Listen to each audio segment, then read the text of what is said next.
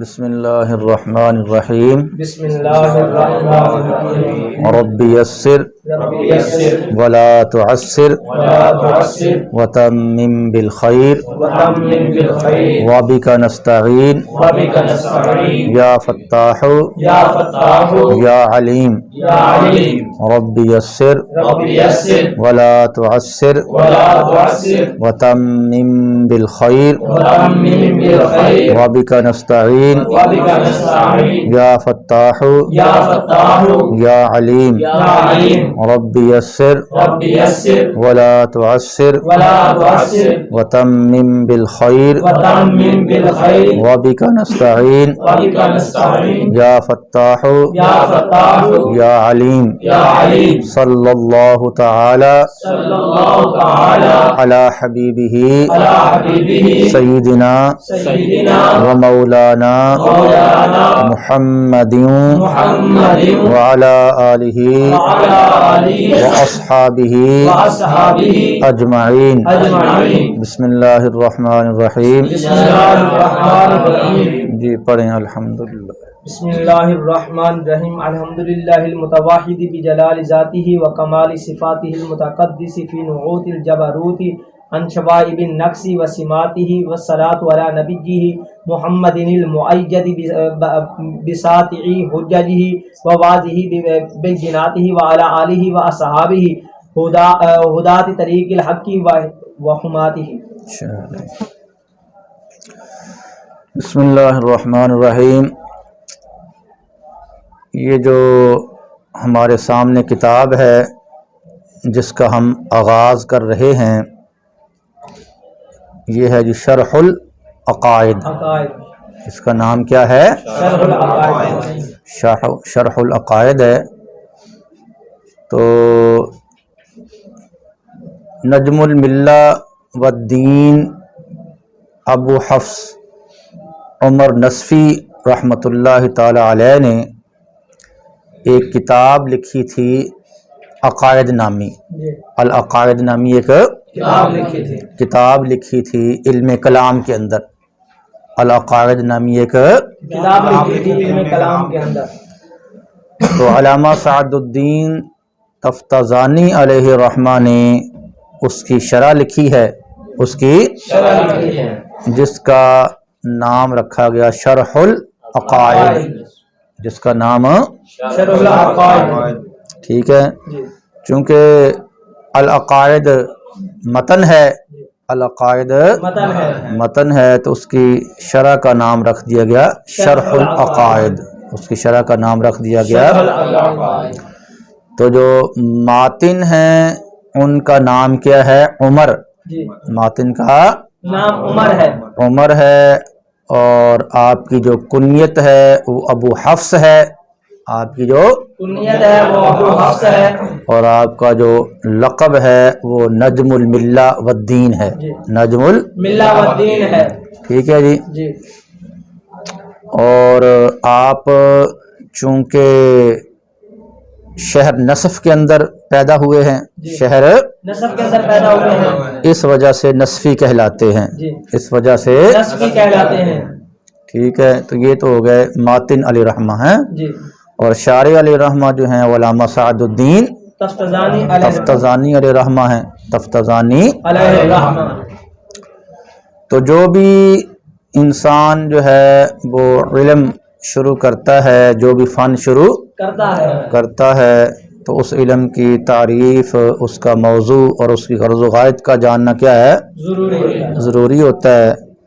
ان کے متعلق چونکہ گفتگو خود کتاب کے اندر آ جائے گی، خود کتاب کے اندر آ جائے گی، لہذا اب یہاں ہم اس کو ذکر نہیں کرتے. جی شارع علیہ الرحمہ نے اپنی کتاب کا جو آغاز ہے وہ بسم اللہ الرحمن الرحیم سے برکت حاصل کرنے کے بعد اللہ تبارک و تعالیٰ کی حمد کے ساتھ کیا ہے.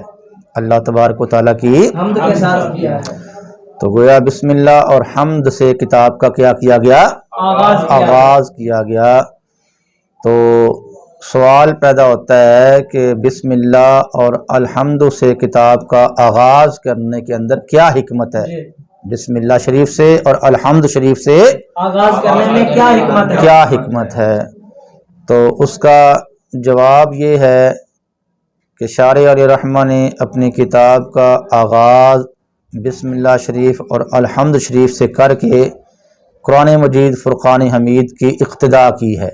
قرآن مجید فرقان حمید کی ابتدا کی ہے، کیونکہ قرآن مجید فرقان حمید کے اندر بھی بسم اللہ الرحمن الرحیم کے بعد الحمدللہ موجود ہے، الحمدللہ ہی موجود ہے۔ تو اس کتاب کے اندر بھی بسم اللہ الرحمن الرحیم کے بعد کیا ہے؟ الحمدللہ ہی ہے۔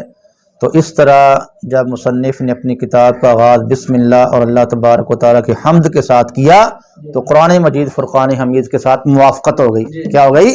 قرآن مجید فرقان حمید کے ساتھ موافقت ہو گئی، کتاب اللہ کے ساتھ موافقت ہو گئی۔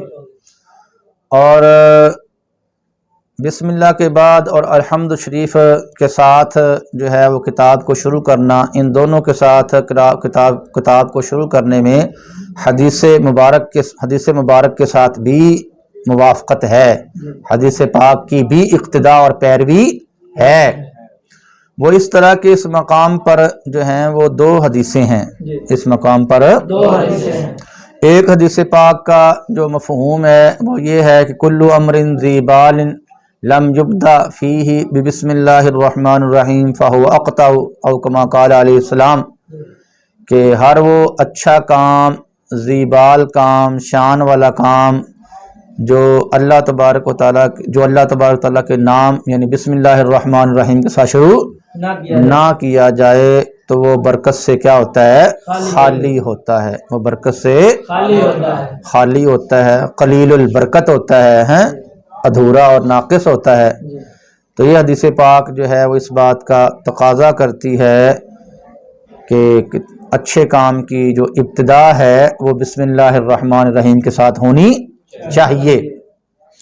اور جو دوسری حدیث شریف ہے وہ اس طرح ہے، اس کا مفہوم اس طرح ہے کل امر ذی بال لم یبدا فیہ بحمد اللہ تعالی فہو اقطع او کما قال علیہ السلام، کہ ہر اچھا اور ذی بال کام جو اللہ تبارک و تعالیٰ کی حمد کے ساتھ شروع نہ کیا جائے وہ برکت سے کیا ہوتا ہے؟ خالی ہوتا ہے، قلیل البرکت ہوتا ہے، وہ ادھورا اور ناقص ہوتا ہے۔ تو یہ حدیث پاک بھی اس بات کا تقاضا کرتی ہے کہ ذی بال کام کی ابتدا، تسمیہ اور تحمید سے، ذی بال کام کی جو ابتدا ہے وہ اللہ تبارک و تعالیٰ کی حمد کے ساتھ ہونی چاہیے۔ یہ حدیث پاک اس بات کا تقاضا کرتی ہے کہ عارضی شان کام کی ابتدا اللہ تبارک و تعالیٰ کی حمد سے ہو۔ اور ٹھیک ہے، تو یہاں پر دونوں حدیثیں ہو گئیں، تو ان دونوں حدیثوں کی پیروی اور اقتدا کرتے ہوئے شارح علیہ رحمہ نے اپنی اس کتاب کا جو آغاز ہے وہ بسم اللہ الرحمن الرحیم اور اللہ تبارک و تعالیٰ کی حمد کے ساتھ کیا ہے، ٹھیک ہے۔ اور بسم اللہ الرحمن الرحیم اور الحمد سے کتاب کے شروع کرنے میں جو ہے وہ سلف صالحین کے طریقہ کی بھی پیروی ہے، سلف صالحین کے طریقہ کی بھی پیروی ہے، کیونکہ سلف صالحین کا طریقہ بھی یہی چلا آ رہا ہے کہ وہ اپنی کتابوں کو بسم اللہ کے بعد اللہ تبارک و تعالیٰ کی حمد کے ساتھ شروع کرتے آئے ہیں۔ بسم اللہ کے بعد اللہ تبارک و تعالیٰ کی حمد سے شروع کرتے ہیں، یعنی وہ بسم اللہ اور حمد دونوں سے کتابوں کا آغاز کرتے چلے آ رہے ہیں۔ تو انہوں نے بھی اپنی کتاب کا آغاز بسم اللہ اور اللہ تبارک و تعالیٰ کی حمد کے ساتھ کیا ہے تاکہ سلف صالحین کے طریقہ کی کیا ہو جائے؟ اقتدا اور پیروی، ٹھیک ہے جی۔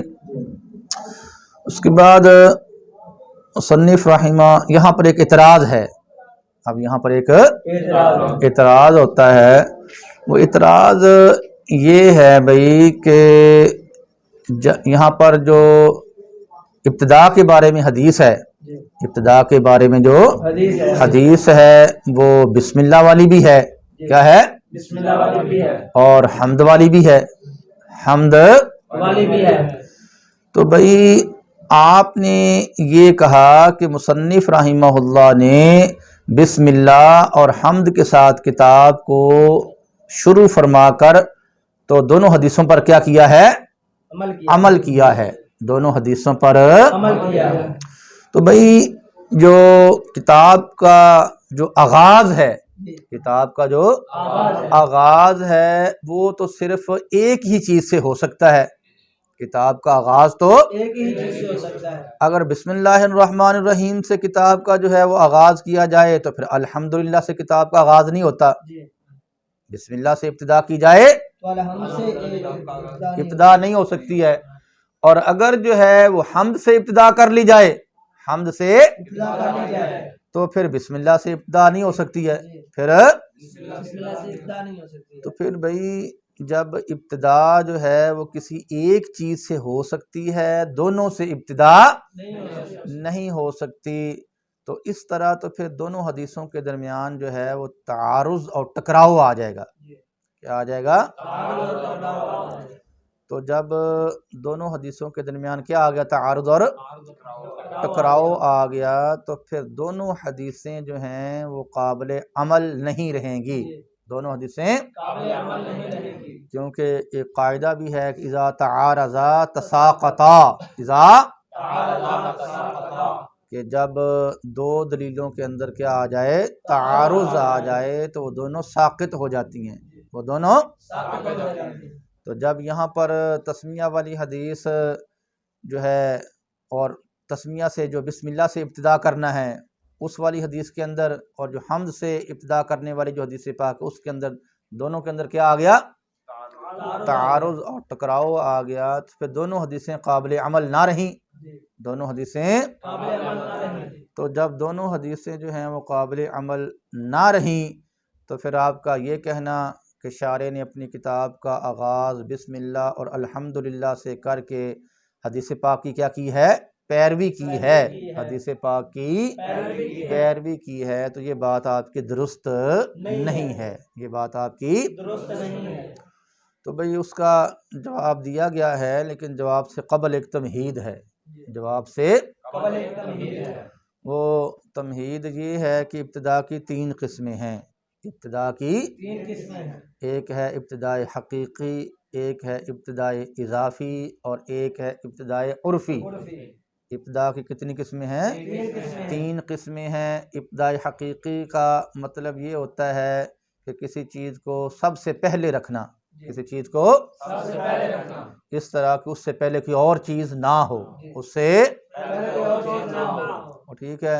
اور ابتداء اضافی کا مطلب ہوتا ہے کہ کسی چیز کو بعد سے پہلے رکھنا، کسی چیز کو بعد سے پہلے رکھنا، اس سے پہلے کوئی چیز ہو یا نہ ہو. ٹھیک ہے. اور ابتداء عرفی کا مطلب ہوتا ہے کہ کسی چیز کو مقصود سے پہلے رکھنا، کسی چیز کو مقصود سے پہلے رکھنا. ٹھیک ہے. تو ابتدا کی کتنی قسمیں ہو گئیں؟ 3 قسمیں ہو گئیں. اس تمہید کے بعد، اس تمہید کے بعد آپ کے اعتراض کا جواب یہ ہے بھئی آپ کا اعتراض تب وارد ہونا تھا، آپ کا اعتراض تب وارد ہونا تھا جب بسم اللہ والی حدیث اور جو حمد والی حدیث ہے، دونوں حدیثوں میں ابتدا سے ابتداء حقیقی مراد ہوتی. اگر دونوں حدیثوں میں تو تب تو آپ کا اعتراض ہونا تھا، تب تو. لیکن ایسا نہیں ہے، دونوں حدیثوں میں ابتدا سے ابتداء حقیقی مراد نہیں ہے، بلکہ جو اپنا بسم اللہ والی حدیث ہے اس میں ابتدا سے مراد جو ہے وہ ابتداء حقیقی ہے. جو بسم اللہ والی حدیث ہے اس میں ابتدا سے ابتداء حقیقی مراد ہے، اور جو حمد والی حدیث ہے اس میں ابتدا سے ابتداء اضافی یا ابتداء عرفی مراد ہے، یا پھر دونوں میں ابتدا سے ابتداء عرفی مراد ہے، یا پھر دونوں میں اور ٹھیک ہے. اور ظاہر بات ہے بیٹا جی کہ بسم اللہ ہو یا الحمد ہو، یہ دونوں ہی مقصود سے پہلے ہے نا جی. یہ کیا ہیں؟ دونوں ہی مقصود سے پہلے. اصل مقصود تو فن کے مسائل کو ذکر کرنا ہے نا جی. اصل مقصود تو فن کے مسائل کو ذکر کرنا ہے، کتاب کی جو ہے وہ شرح کرنا ہے. ہاں جی. تو یہ بسم اللہ جو ذکر کی گئی ہے یا شروع میں جو الحمد ذکر کیا گیا ہے، یہ دونوں باتیں اصل مقصود سے کیا ہیں؟ پہلے ذکر کی گئی ہیں، اصل مقصود سے پہلے ذکر کی گئی ہیں. لہٰذا اس طرح جو اعتراض ہے تعارض والا وہ رفع ہو جاتا ہے، اٹھ جاتا ہے. یہ اعتراض تب وارد ہونا ہے جب اپنا بسم اللہ والی حدیث میں بھی ابتدا سے ابتدائی حقیقی مراد ہو، اور جو حمد والی حدیث ہے اس میں بھی ابتدا سے ابتدائے حقیقی مراد ہو، تو تب تو اعتراض ہو سکتا ہے کہ بھئی ابتدا کسی ایک چیز سے ہو سکتی ہے، ہیں؟ لیکن یہاں پر ایسا ہے نہیں ہے، بلکہ بسم اللہ والی حدیث کے اندر ابتدا کو وہ جو حدیث پاک ہے وہ ابتدائی حقیقی پر محمول ہے، بسم اللہ والی حدیث پاک ابتدائی حقیقی پر محمول ہوگی، اور جو حمد والی حدیث ہے وہ ابتدائے اضافی پر یا ابتدائے عرفی پر محمول ہوگی، یا پھر جو دونوں حدیثیں ہیں حمد والی حدیث پاک اور جو حمد اور الحمد و بسم اللہ والی جو حدیث پاک ہے، یہ دونوں جو ہیں وہ ابتدائے عرفی پر محمول ہیں، دونوں کیا ہیں؟ لہذا اعتراض وارد نہیں، اور یہ کہنا درست ہو جائے گا کہ مصنف نے، شارح نے اپنی کتاب کا آغاز بسم اللہ اور الحمدللہ سے کر کے حدیث پاک کی اتباع اور پیروی کی ہے، یہ بات کیا ہو جائے گی؟ درست ہو جائے گی، ٹھیک ہے جی۔ اس کے بعد مصنف رحمۃ اللہ تعالی علیہ جو ہیں انہوں نے فرمایا الحمدللہ المتوحد، الحمدللہ المتوحد، تو حمد پر جو الف لام ہے، یہ الف لام جو ہے استغراقی بھی ہو سکتا ہے، جنسی بھی ہو سکتا ہے، اور آدھے خارجی کا بھی ہو سکتا ہے، آدھے خارجی کا بھی ہو سکتا ہے۔ الف لام جو ہے اگر اس کو استغراقی بنایا جائے تو پھر مطلب یہ ہوگا کہ حمد کا ہر فرد اللہ تبارک و تعالیٰ کے ساتھ خاص ہے، حمد کا ہر فرد اللہ تبارک و تعالیٰ کے ساتھ خاص ہے، ٹھیک ہے۔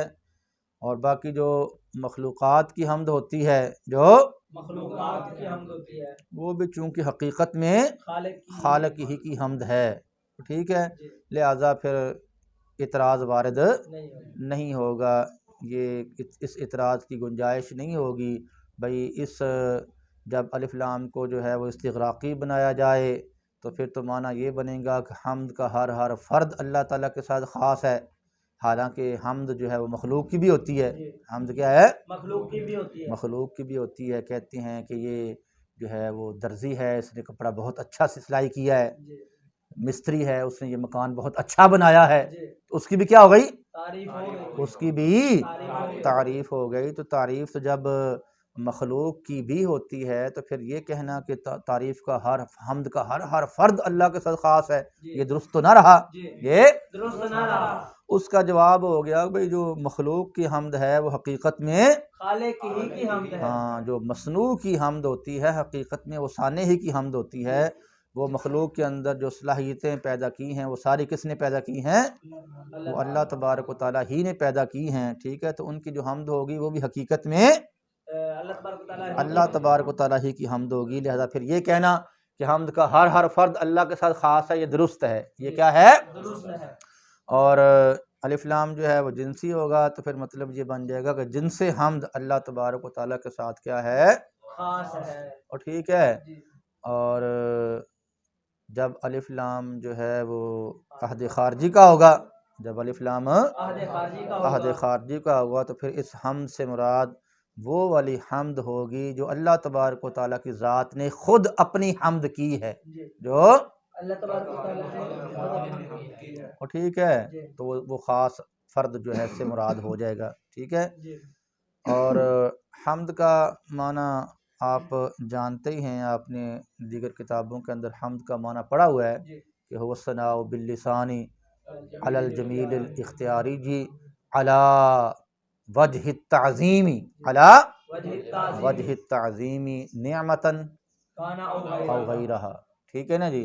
یہ جو ہے کہ کسی کے جو ہے وصف جمیل پر ہیں، کسی کے اختیاری اچھے وصف پر، کسی کے اختیاری اچھے وصف پر جو ہے وہ تعظیم کے ارادہ سے اس کی کیا کر دینا؟ تعریف کر دینا زبان کے ساتھ، تعریف کر دینا زبان کے ساتھ، خواہ وہ نعمت کے مقابلے میں ہو یا غیر نعمت کے، وہ کیا کہلاتی ہے؟ حمد کہلاتی ہے، وہ کیا کہلاتی ہے؟ حمد کہلاتی ہے۔ تو ظاہر بات ہے کہ جو موتی ہوتا ہے، جو موتی ہوتا ہے اس کی جو خوبصورتی ہے وہ چونکہ اس کے اختیار کے اندر نہیں ہوتی، موتی کی جو خوبصورتی ہے وہ اس کے اختیار میں نہیں ہوتی، لہذا وہاں پر آپ حمدت اللؤلؤ علی حسنہ ہی نہیں کہہ سکتے، حمدت اللؤلؤ اللہ اس نے ہی نہیں کہہ سکتا، اور ٹھیک ہے ہاں، البتہ مدحت اللؤلؤ علی حسنہ ہی کہہ سکتے ہیں، کا کہہ سکتے ہیں، کیونکہ مدح کے اندر جو خوبی ہوتی ہے اس کا اختیاری ہونا ضروری نہیں ہوتا، مدح کے اندر خوبی کا اختیاری ہونا ضروری نہیں ہوتا، جبکہ حمد کے اندر جو خوبی ہوتی ہے اس کا اختیاری ہونا ضروری ہوتا ہے، اور ٹھیک ہے نا بھائی۔ اور یہاں پر علی وجہ التعظیم، علی وجہ تعظیم، اس قید کو بھی ملحوظ رکھنا چاہیے، کیونکہ اگر یہ قید نہیں لگائی جائے گی تو پھر حمد کی تعریف کے اندر جو استہزاء اور مذاق ہوتا ہے، جو استہزاء اور مذاق ہوتا ہے وہ حمد کی تعریف میں کیا ہو جائے گا؟ داخل ہو جائے گا، کیا ہو جائے گا؟ اور دیکھو نا بھی انسان کسی زید کے متعلق مثلا کہتا ہے ماشاء اللہ جی ماشاء اللہ، یہ ہمارے بہت بڑے عالم ہیں جی، بہت بڑے ہمارے علامہ صاحب ہیں، تو انسان کا مقصد اس میں تعظیم کرنا نہ ہو بلکہ ان کا مذاق اڑانا ہو، کیا ہو؟ مذاق اڑانا ہو، تو آپ نے ان کی طرف اچھے الفاظ کی نسبت تو کر دی ہے، ماشاء اللہ زید صاحب ہمارے کیا ہیں؟ بہت بڑے علامہ صاحب ہیں ہمارے، تو آپ نے زبان کے ساتھ اچھے کلمات کی ان کی طرف نسبت تو کر دی ہے، لیکن چونکہ یہ علی وجہ التعظیم نہیں ہے، علی وجہ تعظیم نہیں ہے، بلکہ مذاق اڑانے کے طریقے پر ہے، کیا ہے؟ مذاق اڑانے کے طریقہ پر ہے، لہٰذا اس کو پھر حمد نہیں نہیں کہا جائے گا، اور ٹھیک ہے ہاں۔ بعض کتابوں کے اندر بھی علی وجہ التعظیم کی قید نہیں لگی ہوئی حمد کی تعریف میں، تعظیم کی قید نہیں لگی، اس لیے جو یہ قید لگا دینا اچھا ہے، یہ قید لگا دینا اچھا ہے، ہاں عبارت کے اندر ہی اس قید کو ذکر کر دیا جائے، بجائے اس کے کہ یہ قید نہ لگائی جائے، پھر استہزاء کو لے کر اعتراض وارد کیا جائے اور پھر اس کا جواب ذکر کیا جائے، تو شروع ہی سے کیا کیا جائے؟ علی وجہ التعظیم کی قید کو لگا دیا جائے، ہاں، هو الثناء باللسان علی الجمیل الاختیاری علی وجہ التعظیم نعمتا، کانا او غیرہ، اور ٹھیک ہے نا، یعنی یہ قید حمد کی تعریف کے اندر شروع ہی سے کیا کر دی جائے؟ لگا دی جائے، تاکہ استہزاء کو لے کر اعتراض وارد نہ کیا جائے، اور ٹھیک ہے بھائی۔ اس کے بعد جو ہے الحمد للہ، الحمد للہ، تو اس کے اندر جو لام ہے یہ برائے اختصاص ہے، یہ لام برائے اختصاص ہے، جیسے کہ شرح حمیات عامل کے اندر بھی مذکور ہے کہ لام چند معانی کے لیے آتا ہے، ان میں سے سب سے پہلا معنی انہوں نے وہ اختصاص ہی بیان کیا ہے، سب سے پہلا معنی کہ واللام للاختصاص نحو الجل للفارس، نحو الجل، اور ٹھیک ہے نا، تو لام برائے جو ہے وہ اختصاص ہے، اور اس میں جلالت اللہ، اس میں جلالت اللہ جو ہے یہ اس ذات کا علم ہے، یہ اس ذات کا علم ہے جو واجب الوجود ہے، جو واجب الوجود ہے، واجب الوجود کا مطلب ہے کہ اس کا ہونا ضروری ہے، اس کا ہونا ضروری ہے، اور عدم یعنی نہ ہونا محال ہے، جو واجب الوجود ہے اس کا ہونا ضروری ہے، اور عدم یعنی نہ ہونا محال ہے، اور یہ اس میں جلالت اللہ جو ہے یہ اس ذات کا علم ہے جو واجب الوجود ہے اور تمام صفات کمالیہ کی جامع ہے، تمام صفات کمالیہ کی جامع ہے، اور صفات رذیلہ سے وہ پاک ہے، صفات جو اچھی صفات ہیں، صفات کاملہ ہیں، وہ صفات اس کے اندر پائی جاتی ہیں، ان صفات سے وہ متصف ہے، اور جو گھٹیا صفات ہیں رذیلہ، جو گھٹیا صفات ہیں، صفات رذیلہ ہیں، ان سے وہ پاک ہے، ان سے وہ پاک ہے، ٹھیک ہے بھائی۔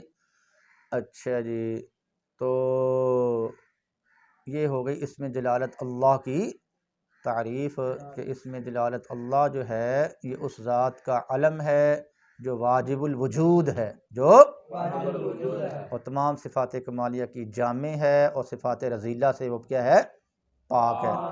بھئی واجب الوجود جس کا وجود ضروری ہو، جس کا اور عدم محال ہو، یہ صرف آپ جانتے ہیں کہ یہ صرف اللہ کی ذات ہی ہے۔ کیا ہے؟ اللہ کی ذات کے علاوہ کوئی واجب الوجود اللہ کی ذات کے علاوہ کچھ وہ ہوتے ہیں جو ممکن الوجود ہیں، ممکن کہ جس کا ہونا نہ ہونا دونوں کیا ہیں؟ برابر ہونا۔ جیسے ہم مخلوقات ہیں بھائی، ہم ممکن الوجود ہے نا جی، ہم ہوں یا کوئی فرق اور ٹھیک ہے۔ تو اللہ تبارک و تعالیٰ کی ذات کا ہونا ضروری ہے اور نہ ہونا محال ہے، تو وہ واجب الوجود ہے۔ وہ کیا ہے؟ ہمارا ہونا نہ ہونا لہذا ہم ممکن الوجود ہیں، ہم کیا ہیں؟ اور ٹھیک ہے۔ اور کچھ چیزیں وہ ہوتی ہیں کہ جن کا ہونا محال ہوتا ہے، جن کا ہونا جن کا جو ہے جی وہ ہونا ممکن نہ ہو، جن کا کچھ اشیاء وہ ہوتی ہیں جن کا ہونا ممکن نہ ہو، ان کو محال کہتے ہیں۔ کیا کہتے ہیں؟ ممتنع کہتے ہیں۔ محال ممتنع بھی ہے نا، وہ کیا ہے؟ محال ہیں۔ مثلا شریک باری تعالیٰ ہے بھائی، کیا ہے؟ شریک باری تعالیٰ کا ہونا جو ہے وہ ممکن ہے؟ نہیں ممکن نا جی، لہذا وہ ممتنع اور محال ہے۔ وہ کیا ہے؟ اور ٹھیک ہے۔ تو جس کا ہونا ضروری ہو اور نہ ہونا محال ہو وہ واجب الوجود، وہ اللہ کی ذات ہے۔ جس کا ہونا نہ ہونا کیا ہو؟ برابر ہو، وہ ممکن الوجود ہے۔ جیسے ہم مخلوقات ہیں، ہم اور جس کا ہونا ممکن نہ ہو، جس کا تو وہ کیا ہے؟ محال ہے، ممتنع ہے۔ وہ کیا ہے؟ وہ ٹھیک ہے۔ جیسے کہ شریک اس کا ہونا کیا ہے؟ محال ہے، ممتنع ہے، ناممکن ہے۔ وہ ٹھیک ہے نا بھائی۔ تو المتوحدی تو المتوحد جو ہے یہ توحد سے اسم فاعل کا صیغہ ہے۔ توحد سے توحد یتوحد توحدا فہو توحد یتوحد توحدا فہو متوحد۔ تو المتوحد جو ہے یہ المتفرد کے معنی میں ہے۔ المتوحد اور المتفرد کا معنی ہے یکتا۔ المتفرد کا معنی ہے بھئی جو شے کسی چیز کے اندر متفرد ہوتی ہے، جو شے کسی چیز کے اندر متفرد ہوتی ہے اس میں اس کا کوئی دوسرا شریک نہیں ہوتا۔ جو شے کسی چیز کے اندر کیا ہو؟ متفرد ہو، یکتا ہو، اس کے اندر کوئی دوسرا اس کا شریک نہیں ہوتا ہے۔ تو جب اللہ تبارک و تعالیٰ کی جو ذات ہے وہ اپنی ذات جلیلہ اور اپنی صفات کاملہ کے اندر کیا ہے؟ یکتا ہے، متفرد ہے۔ جب اللہ تبارک و تعالیٰ کی ذات اپنی ذات جلیلہ اور صفات کاملہ میں کیا ہے؟ متفرد ہے، تو پھر اللہ تبارک و تعالیٰ کے ساتھ بھی اس کی ذات جلیلہ اور صفات کاملہ میں کوئی شریک نہیں ہوگا، کوئی شریک بھئی جو شے کسی چیز کے اندر کیا ہوتی ہے؟ متفرد ہوتی ہے۔ جو شے کسی چیز کے اندر متفرد ہوتی ہے تو اس شے کا اس چیز میں اس کا کوئی شریک نہیں ہوتا ہے۔ جب اللہ تبارک و تعالیٰ کی ذات بھی اپنی ذات جلیلہ اور صفات کاملہ میں کیا ہے؟ اپنی ذات جلیلہ میں اور اپنی صفات کاملہ میں کیا ہے؟ متفرد ہے، یکتا ہے۔ تو اللہ تبارک و تعالیٰ کی ذات میں بھی اور اس کی صفات میں بھی اس کا کوئی شریک نہیں ہے، اس کا کوئی شریک نہیں ہے۔ ٹھیک ہے۔ تو جو جلال کا لفظ آیا ہے، بجلال ذات ہی میں لفظ جلال آیا ہے، تو جلال کا ایک معنی ہوتا ہے عظمت، جلال کا، ایک معنی ہوتا ہے عظمت، اور اس کا جو دوسرا معنی ہے وہ یہ ہے کہ جلال جو ہے اس ہیئت کو کہتے ہیں، جلال اس ہیئت کو کہتے ہیں کہ جو دوسرے کو خوف اور دہشت کے اندر جو ہے مبتلا کر دیتی ہے، جو دوسرے کے لیے خوف اور دہشت کا موجب بنتی ہے، جو ٹھیک ہے۔ جلال کا معنی عظمت بھی ہوتا ہے، جلال اس ہیئت کو بھی کہتے ہیں جو دوسرے کے لیے دہشت اور خوف کا موجب بنتی ہے، دہشت اور خوف کا باعث بنتی ہے، ٹھیک ہے بھائی۔ اور بجلالی ذات ہی، بجلالی، یہاں پر جلال کی اضافت جو ذات کی طرف ہے، یہاں پر جلال کی اضافت جو ذات کی طرف ہے، تو یہ اضافت الصفت الی الموصوف کے قبیل سے ہے۔ یہ اضافت کیا ہے؟ اضافت الصفت الی الموصوف کے قبیل سے ہے، لہذا عبارت یوں بن جائے گی کہ بذات ہل جلیلاتی، بذات ہل جلیلاتی، ٹھیک ہے۔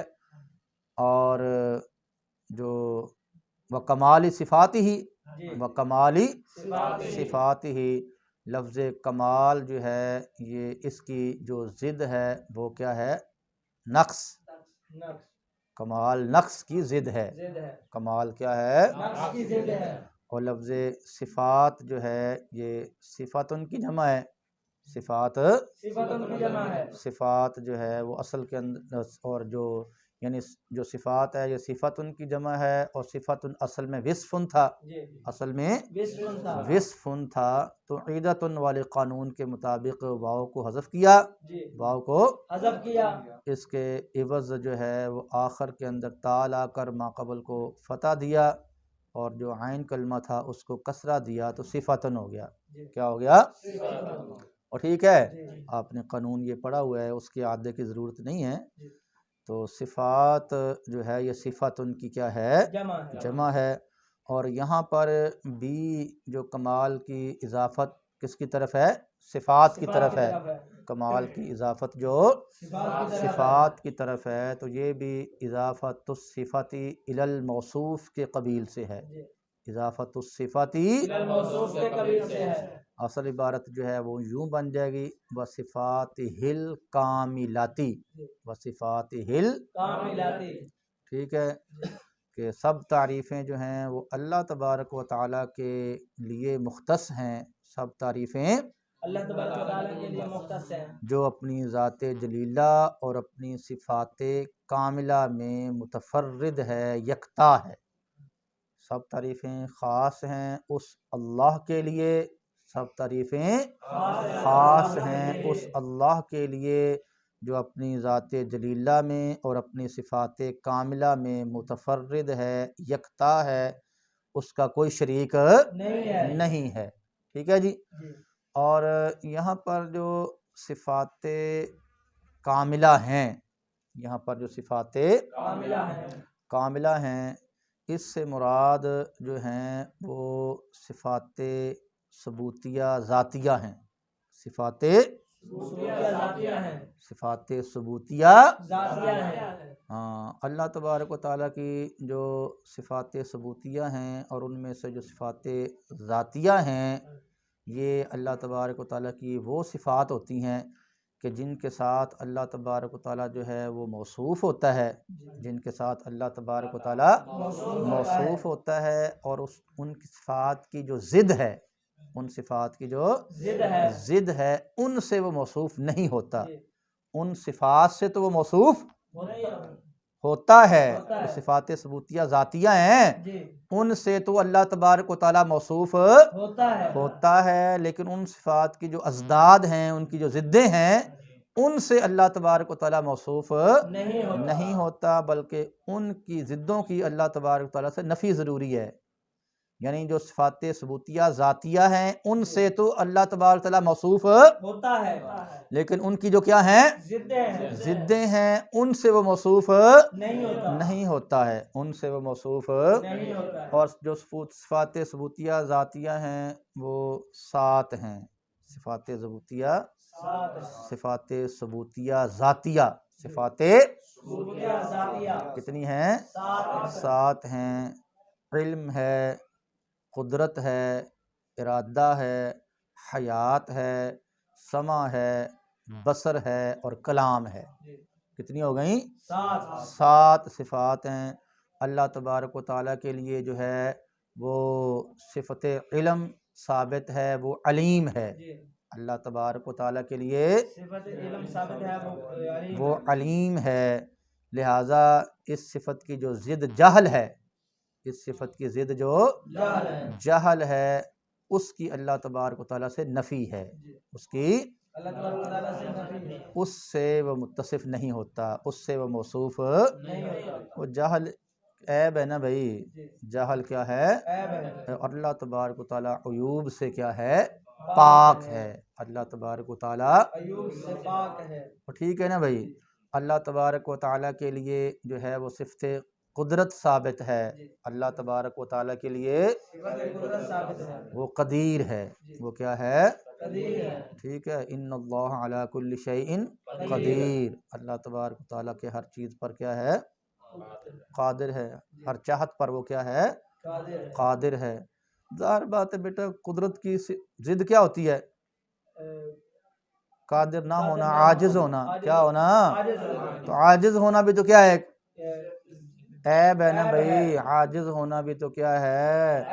عیب ہے۔ اور اللہ تبارک و تعالیٰ ہر قسم کے عیب سے کیا ہے؟ پاک ہے۔ ٹھیک ہے، اللہ تبارک و تعالیٰ کے لیے جو صفت حیات ہے وہ بھی ثابت ہے، اللہ تبارک و تعالیٰ کے لیے صفت حیات بھی ثابت ہے، وہ حی ہے۔ کیا ہے؟ حی ہے۔ اللہ لا الہ الا هو الحی القیوم، اللہ لا الہ الا الحی القیوم۔ وہ ٹھیک ہے نا، اللہ تعالیٰ حی ہے، وہ زندہ ہے، وہ کیا ہے؟ زندہ ہے، زندہ ہے۔ ٹھیک ہے، اس کی زندگی کی جو ضد موت ہے، زندگی کی ضد جو موت ہے، وہ اللہ تبارک تعالیٰ سے منتفی ہے، منفی ہے، وہ ہے وہ ٹھیک ہے۔ باقی جو ہے وہ اللہ تبارک و تعالیٰ کے لیے جو ہے وہ صفت ارادہ بھی ثابت ہے، اللہ تبارک تعالیٰ کے لیے صفت ارادہ بھی ثابت ہے، ارادہ بھی ثابت ہے، وہ مرید ہے، وہ کیا ہے؟ مرید ہے۔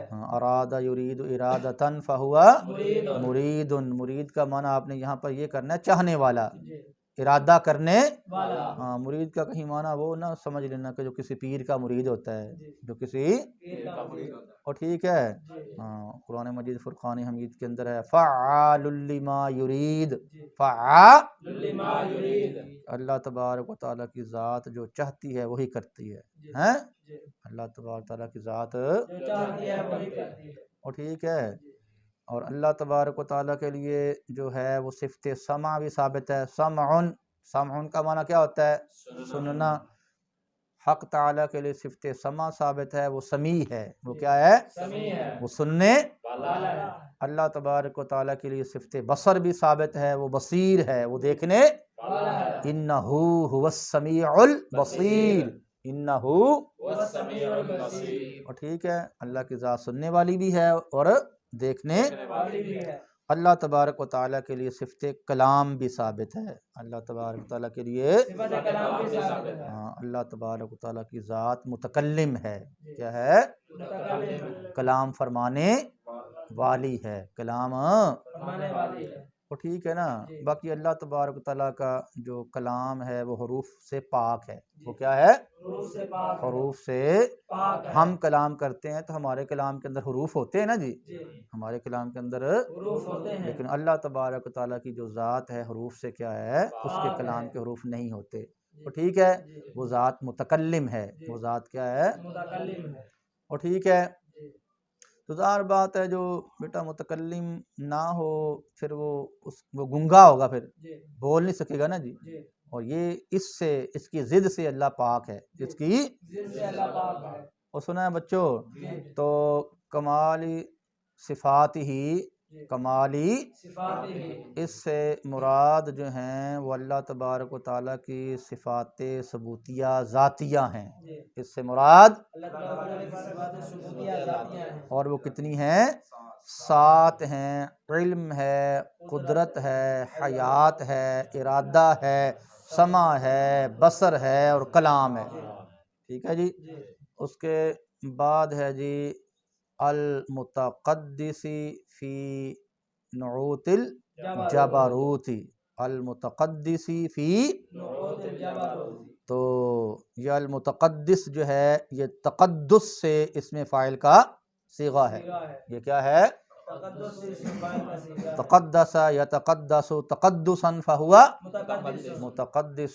تو المتقدس بمعنی المتطہر کی ہے.